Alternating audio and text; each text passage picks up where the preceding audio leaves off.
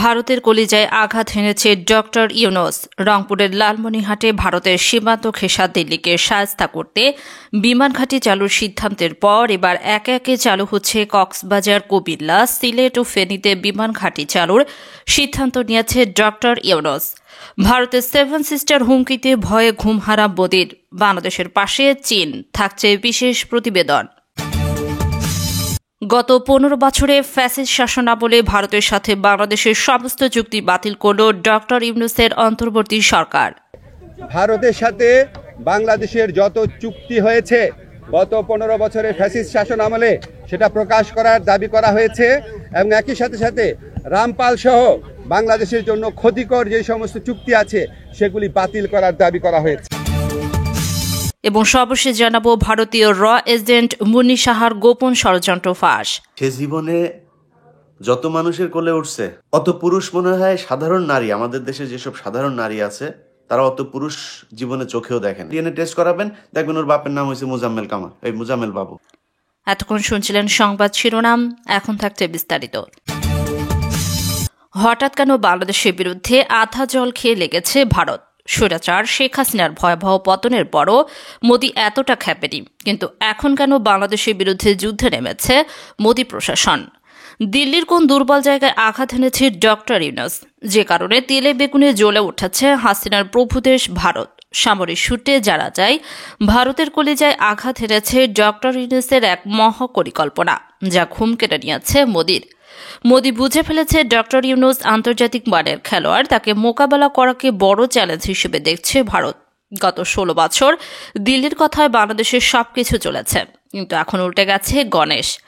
ভারতের এমন কোন একটি দুর্বল জায়গায় খোঁজ পেয়েছে ডক্টর ইউনূস, যা সে দেশের গোয়েন্দা সংস্থা র মোদি সরকারকে রিপোর্ট করেছে। আর ডক্টর ইউনূসের সেই পরিকল্পনায় মোদিকে পাগল করে তুলেছে। ঘুম হারাম তার প্রশাসনের। বাংলাদেশকে অল আউট করার দিবাস্বপ্ন দেখছে হিংসুক রাষ্ট্র ভারত, কিন্তু বাংলাদেশ জাতিগতভাবে এই মুহূর্তে ডক্টর ইউনূসের নেতৃত্বে এমনভাবে ঐক্যবদ্ধ যা ভারতের কল্পনারও বাইরে। এতদিন বাংলাদেশকে অঙ্গরাজ্যের মতো করে যাচ্ছে তাই ভাবে ব্যবহার করে আসছিল দিল্লি। মুক্তিযুদ্ধে বিশেষ সুবিধা দিয়েছে এই দোহাই দিয়ে এতদিন পরোক্ষভাবে বাংলাদেশকে করায়ত্ত করেছে তারা। কিন্তু বৈষম্যবিরোধী ছাত্র আন্দোলনের গণ অভ্যুত্থানের পরই পাল্টে গেছে চিত্র। এখন ভারত বয়কট আন্দোলন দিনকে দিন তীব্র হচ্ছে বাংলাদেশে। যে যত ভারত বিরোধী সে তত দেশপ্রেমী, এই স্লোগান এখন দেশে কোটি কোটি তরুণের মুখে মুখে। তাই ইসকন নেতা চিন্ময় কৃষ্ণ প্রভু আটকের পর থেকেই দুই দেশের বৈরিতা আন্তর্জাতিক রূপ পেয়েছে। সংখ্যালঘুদের ওপর হামলার কল্পিত কাহিনী বিশ্বের কাছে তুলে ধরে নালিশ করছে মোদি প্রশাসন, অথচ কট্টরপন্থী হিন্দু রাষ্ট্র ভারত বাংলাদেশের দূতাবাসেও হামলা করতে ছাড়েননি। বিভিন্ন সূত্র বলছে, ইসকন ইস্যু সহ সাম্প্রদায়িক বিষয়গুলো ভারতের পূর্ব পরিকল্পিত।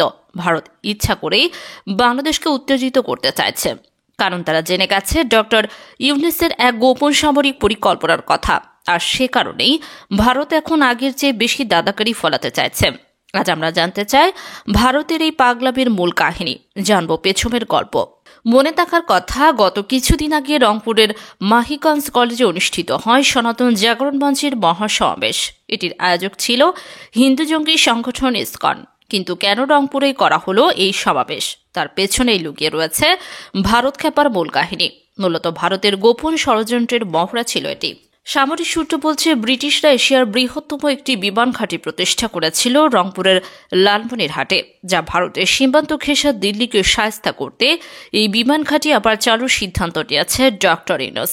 এই বিমান ঘাঁটি চালু করা গেলে ভারতের সেভেন সিস্টার হুমকিতে এই ভয়ে ঘুম হারাম এখন মোদির।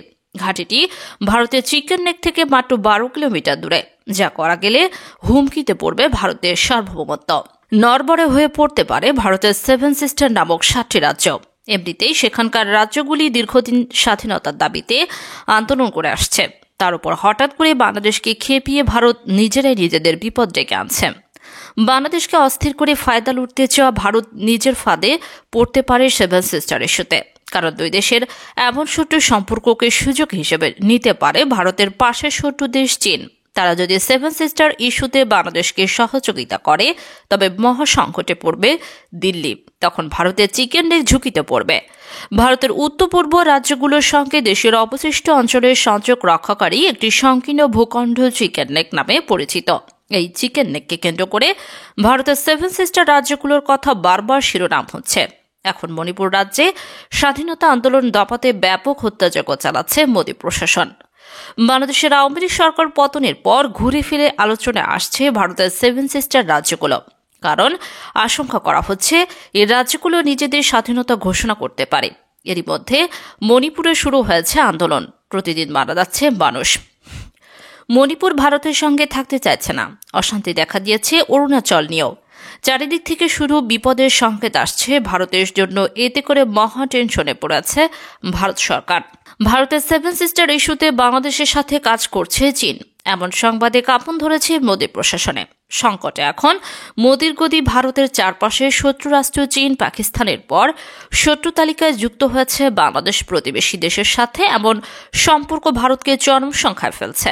ভারতের পালিত শাসক স্বৈরাচারী হাসিনার পতনের পর বাংলাদেশের হাল ধরেন বিশ্ব বরেণ্য ব্যক্তিত্ব নোবেল বিজয়ী ডক্টর ইউনূস। দায়িত্ব নিয়ে তিনি ভারতকে কড়া ভাষায় হুমকি দেন। তিনি বলেন, বাংলাদেশকে অস্থিতিশীল করা হলে প্রতিবেশী মিয়ানমার ও ভারতের 7 সিস্টার শান্ত থাকবে না। সম্প্রতি আগরতলার বাংলাদেশ হাইকমিশনে হামলার ঘটনায় বৈষম্যবিরোধী ছাত্র আন্দোলনের নেতারা ঘোষণা দেন, ভারত যদি ঢাকাকে অস্থির করতে চায় তবে বাংলাদেশ বসে থাকবে না। ভারতের 7 সিস্টার ছিন্ন বিচ্ছিন্ন করে দেওয়ার হুমকি দেন তারা। বিশ্বের বড় বড় রাজনীতিবিদ ও ব্যবসায়ীরা সংকটে পড়লে ডক্টর ইউনূসের দ্বারস্থ হন। সেই ইউনূসের সাথে রাজনীতি আর কূটকৌশলে মোদি ধোপে টিকবে না, এ কথা নিশ্চিত করে বলা যায়। তাই মুখে বাংলাদেশকে দেখে নেব বললেও মোদি তার দেশের 7টি রাজ্য নিয়ে চরম দুশ্চিন্তায়। আমরা জানি ব্রিটিশ আমলে লালমনিরহাটে তৈরি হয় বিমান ঘাঁটি, যার কার্যক্রম এতকাল বন্ধ ছিল কোনো এক অজানা কারণে। ডক্টর ইউনূস ক্ষমতায় সেই পুরোদমে চালু করার কাজ হাতে নিয়েছে এই বিমান ঘাঁটি, যা এশিয়া মহাদেশের বৃহত্তম বিমান ঘাঁটি। এটি করা গেলে ভারতীয় চিকেন নেক থাকবে বাংলাদেশের হাতের মুঠোয়। 7 সিস্টার নিয়ে বাংলাদেশ কাছে নতজানু থাকতে বাধ্য হবে ভারত। স্বৈরাচার হাসিনার দোসর কাছে লোক হিসেবে আলোচিত সমালোচিত নারী সাংবাদিক মুন্নি সাহাকে রাজধানীর কারওয়ান বাজার থেকে আটক করে পুলিশ। দীর্ঘ 15 বছরে বিগত সরকারের আমলে একের পর এক দুর্নীতি, ক্ষমতার অপব্যবহার করে চাঁদাবাজি, বিরোধী মত দলের মানুষকে হেনস্থ করা সহ উস্কানি দিয়ে রাষ্ট্রকে লেডি দেওয়ার খলনায়িকা মুন্নি সাহার বিরুদ্ধে রয়েছে অভিযোগের পাহাড়। ভোরের কাগজ দিয়ে তার সাংবাদিকতা শুরু, সেখান থেকে তিনি যান 21 টেলিভিশনে, এরপর যোগ দেন এটিএন বাংলায়। এই লম্বা সময়ে মুন্নি সাহা ব্যাপক প্রভাব বিস্তার করেন। অনেকের কাছে তিনি নামকরা সাংবাদিক হলেও কখনোই নিরপেক্ষ সাংবাদিকতা তিনি করেননি। সবসময় তিনি এক পক্ষকে সাপোর্ট করে আরেক পক্ষকে ডোবানোর চেষ্টা করেছেন। এই পক্ষপাতিত্বে সবচেয়ে বেশি আগ্রাসনের শিকার হয়েছেন ইসলাম ধর্ম। মুন্নি সহ তাপসের নামে বিভিন্ন ব্যাংকে অন্তত 10 কোটি টাকা ফিক্সড ডিপোজিট রয়েছে। এই টাকার অধিকাংশই অবৈধ উপায়ে অর্জন করা। মুন্নি সাহা নিজেকে পরিচয় দিতেন এটিএন নিউজের পরিচালক হিসেবে, কিন্তু প্রকৃত সত্য হল তিনি এটিএন নিউজের একজন কর্মচারী। বিডিআর বিদ্রোহের সময় বাংলাদেশ সেনাবাহিনীকে বিতর্কিত করার অভিযোগ আছে মুন্নি সাহার বিরুদ্ধে। বিডিআর বিদ্রোহের সময় পিলখানা থেকে সরাসরি বিদ্রোহী সেনাদের বক্তব্য প্রচার করতে দেখা যায় তাকে। তিনি তার রিপোর্টিংয়ের মাধ্যমে সেই সময় বিদ্রোহী সেনাদের পক্ষে ওকালতি করে পিলখানার অফিসারদের হত্যাকে জাস্টিফাই করার চেষ্টা করেছিলেন। অনেকে বলে থাকেন সে সময় ভারতীয় গোয়েন্দা সংস্থা রয়ের নির্দেশে মুন্নি সাহা কাজটি করেছিলেন। মুন্নি সাহাকে সে সময় র যদি সরাসরি সহায়তা না করে তাহলে এই ধরনের রিপোর্টিংয়ের জন্য তার চাকরিচ্যুত করতে পারত, কিন্তু তার বিরুদ্ধে তখন কোনো ধরনের শাস্তিমূলক ব্যবস্থা নেওয়া হয়নি। এছাড়াও 2013 সালে নিউ ইয়র্কে মুন্নি সাহা প্রধানমন্ত্রী শেখ হাসিনার সফরসঙ্গী হিসেবে একটি অনুষ্ঠানে অংশ নিয়েছিলেন। সেই সময় শেখ হাসিনার সঙ্গে একান্ত আলাপচারিতায় বিনা অনুমতিতে রেকর্ড করে তা নিয়ে বেরিয়ে যাওয়ার সময় হাতে নাতে ধরা পড়লে মুন্নি সাহার ভিডিও ক্যাসেটটি জব্দ করা হয়। প্রধানমন্ত্রীর সফরসঙ্গী ও প্রেস টিমের অনেকে এতে বিব্রত হন, কিন্তু মুন্নির বিরুদ্ধে কোনো ধরনের শাস্তিমূলক ব্যবস্থা নিতে পারেনি, কারণ মুন্নি ভারতীয় গোয়েন্দা সংস্থার একজন এজেন্ট। ধারণা করা হয় ভারতের গোয়েন্দাদের কাছে পাঠানোর জন্য গোপনে রেকর্ড করেছিল মুন্নি সাহা।